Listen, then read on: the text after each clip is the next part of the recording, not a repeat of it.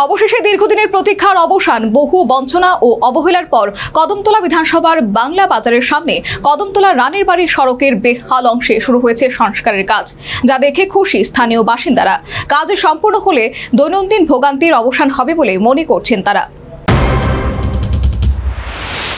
অনেকদিন বেহাল অবস্থায় রয়েছে উত্তর ত্রিপুরা কদমতলা বিধানসভার বহু চর্চিত কদমতলা রানীবাড়ির সড়কের থানা সংলগ্ন বাংলা বাজারের সামনের অংশ। স্থানীয়দের অভিযোগ, রাস্তার ধারে উপযুক্ত নিকাশি ব্যবস্থা না থাকায় অনেকদিন ধরেই জল জমে থেকে রাস্তার প্রায় 20 থেকে 30% সম্পূর্ণভাবে চলাচলের অযোগ্য হয়ে পড়েছে। প্রশাসনকে একাধিকবার আবেদন করলেও কার্যকারী কোনো পদক্ষেপ নেওয়া হয়। এমনকি এই বিষয়ে কদমতলা কুর্তি বিধানসভার সিপিএম বিধায়ক ইসলাম উদ্দিন কোনো উদ্যোগ নেননি। রাস্তার বেহাল দশার কারণে স্থানীয়দের মধ্যে ক্ষোভ বাড়ছে বুঝতে পেরে বিজেপির কদমতলা মণ্ডলের সভাপতি বিমল পুরকায়স্থ এবং উত্তর জেলা বিজেপির সহ সভাপতি করুণানাথ বিষয়টি ধর্মনগরের বিধায়ক জহর চক্রবর্তীর নজরে আনেন। আর বিধায়ক দ্রুত জেলা পূর্ত দপ্তরের এক্সিকিউটিভ ইঞ্জিনিয়ার এবং সংশ্লিষ্ট এসডিওদের সঙ্গে আলোচনা করে রাস্তার অস্থায়ী সংস্কারের ব্যবস্থা করেন। বুধবার সকালে সংস্কার কাজে তদারকিতেও সরেজমিনে উপস্থিত ছিলেন ধর্মনগরের বিধায়ক জহর চক্রবর্তী। রাস্তায় ক্ষতিগ্রস্ত অংশে পাথর ফেলে আপাতত চলাচলের উপযোগী করা হয়েছে।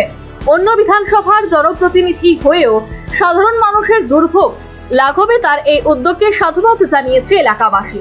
সংস্কারের কাজ পরিদর্শনের ফাঁকে জনপ্রতিনিধির কর্তব্যের কথা স্মরণ করিয়ে জহর চক্রবর্তী বলেন, জনগণের ভোটে নির্বাচিত কদমতলা কুর্তি বিধানসভার সিপিএম বিধায়ক ইসলাম উদ্দিনের উচিত দল মত নির্বিশেষে মানুষের পাশে দাঁড়ানো, এলাকার উন্নয়নে সক্রিয় ভূমিকা নেওয়া।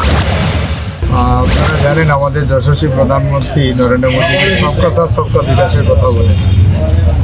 আর তার গত কয়েকদিন আগে আমাদের এখানে কদমতলা কুর্তি মণ্ডলের সম্মানিত মণ্ডল প্রেসিডেন্ট মহোদয় এবং আমাদের জেলা কমিটি ভারতীয় জনতা পার্টির উত্তর ত্রিপুরা জেলা কমিটির সম্মানিত সহসভাপতি করুণাময় নাথ মহোদয় সহ অন্যান্য আপনারা যোগাযোগ করেন যে রাস্তার বেহাল অবস্থা। আপনারা জানেন এই পুরো রাস্তাটা পিএমজিএসওয়াই, এই রাস্তাটা ওনাদের দেওয়া হয়েছে।